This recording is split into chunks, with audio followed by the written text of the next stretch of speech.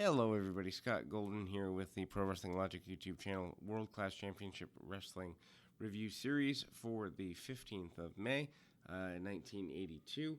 Relatively kind of noteworthy show here for a couple of reasons. Debut of a new talent and a couple other things of note. If you're new here, please like, subscribe, comment below. We are going through episodically the World Class Championship Wrestling Library and then other old school libraries, so that's something to look forward to. We opened the program with Mike Bond versus Captain Frank Dusek.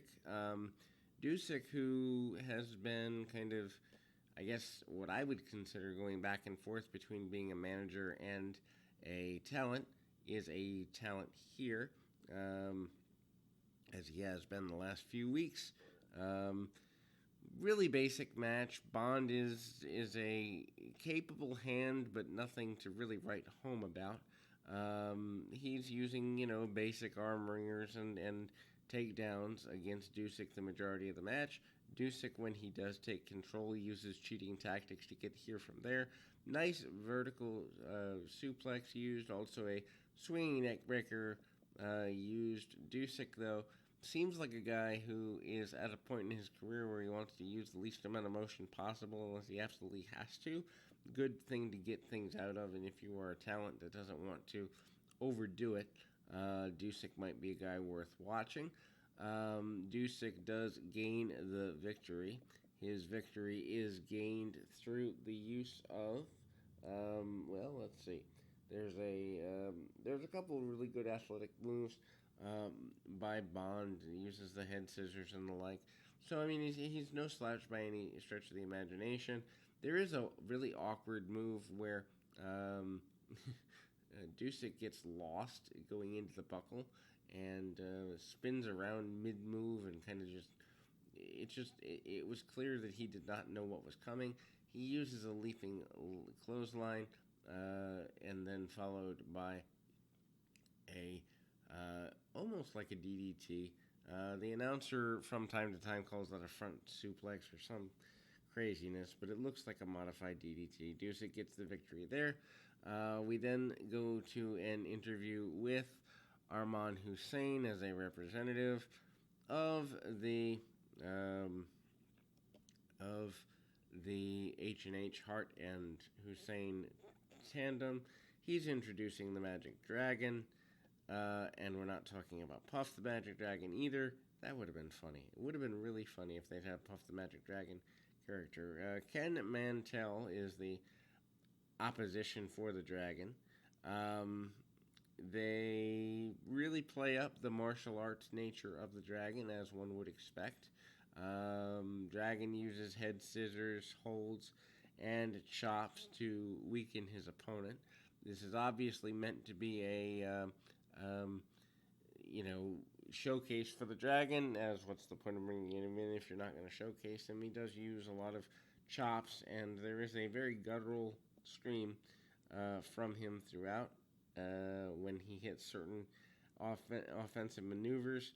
This is one of the first few guys I've seen do a nip-up, so nip-up, I'm sure other guys have done them, but in 1982, something worth noticing. Always in motion is the Dragon. Seems to be the type to do, the back flips and the really athletic maneuvers early.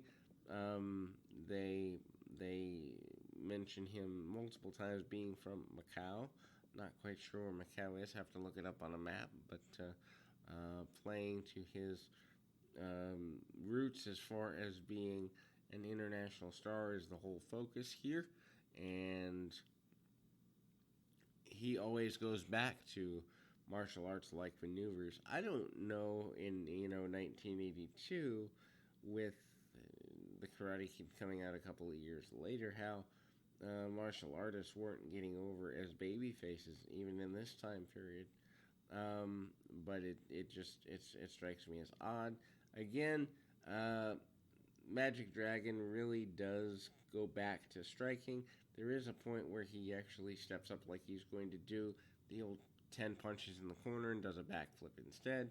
And then we see a what amounts to an attempted triangle choke, wrapping the legs around the throat and then rolling around kind of like a airplane spin on the ground. It's kind of an interesting hold, but that's how he gets the victory. Um, it takes many people to get involved to stop um, this. Well, actually, it only takes Hussein, but it almost looks like the Magic Dragon doesn't want to stop causing pain and torment. There are several minutes where people are worried about Dragon attacking again and the like. We then go to a match between Rick Harris, who I believe later became Black Bart, if I remember correctly.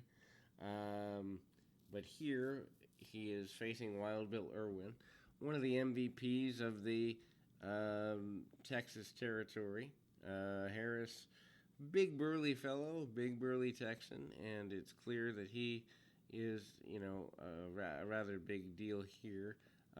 Match is really short. They only go a couple of minutes, and the Texas Championship I do not believe is on the line, but Irwin still holding on to the Texas Championship. Irwin is not the least bit impressed with his adversary, and it is clear that he is impressed with the opportunity to wrestle, not so impressed with the opportunity of his choice of opponent. Jump starts the match really quickly and early, and it basically breaks down into a brawl super quickly. A leaping kick by Irwin, followed by some really heavy shots. And I mean, obviously they're safely worked shots, but at the same time, it's clear that they're trying to look as snug as you can within the confines of professional wrestling at the time. We see that it's also very clear that a body slam and a running knee is all that is needed, or I'm sorry, a flying diving headbutt style maneuver. I'm used to seeing the knee from him, but anyway, Irwin gets the victory relatively quickly and is rather handily able to dispatch his adversary here. And again, I mean, Irwin's not the type of guy you would really see make it huge in other territories, but here he's an awesome fit. So we move along into the next of the options, which is a promo where King Kong Bundy and Bugsy McGraw claim to have been robbed for their championships. They are not happy. We actually see Bundy smoking a cigar during this. The idea that they are no longer the champions is a travesty to their manager Ahmad Hussein, and the basis of the promo is that both of them are kind of surly, upset, angry, and difficult to deal with, but at the end of the day,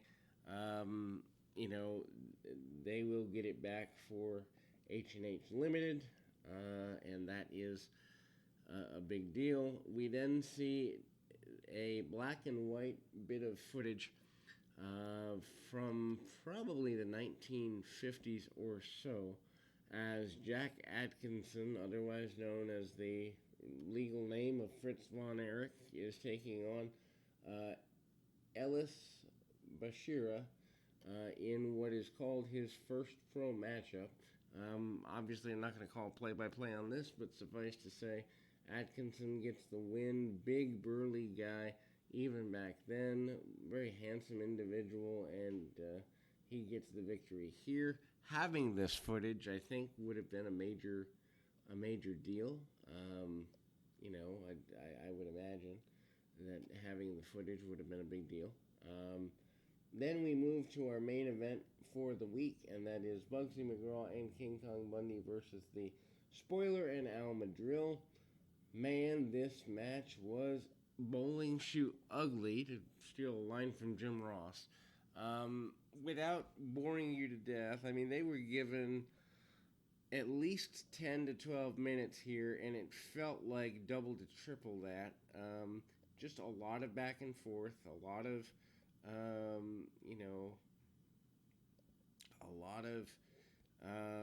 heel work in the corner. Madrill usually taking the heat. Spoiler is gaining in popularity, notoriety, and the like. But Bugsy and Al are going reasonably slow. Spoiler actually picks the pace up when he's in there because he cleans house a bit. But it is clear that these guys are trying to stretch a match that could have been much quicker finished into a main event style match. Not worth going out of your way to see unless you like ugly things. Bundy standing toe to toe with Madrill, and the spoiler is good for him. He does use obviously his weight quite a bit to get ahead here. We actually see him using a arm bar and other holds, which is weird for a guy that size, and I still think they overexposed Bundy quite a bit. That's just a personal opinion of mine in that moment, but um, they leave Bundy and crew leave their opponents laying. The match breaks down into a complete Donnybrook. The referee loses all control. The official result, I'm pretty sure, is let's see, yeah, 1, 2, there, no. I thought that was the finish, but, I'm basically the referee losing control. I thought at one point they were going to go for a disqualification because all four guys are in the ring at least for 2 or 3 minutes near the end of the match. Armand Hussein up on the apron, and then we see, there we go. It's just I was a little bit ahead of myself. Bundy and Bugsy McGraw gain the victory here. That is the close for this particular week. We will be back with more WCCW action momentarily. And keep your feet on the ground, your mind in the moment. Till next time, everybody.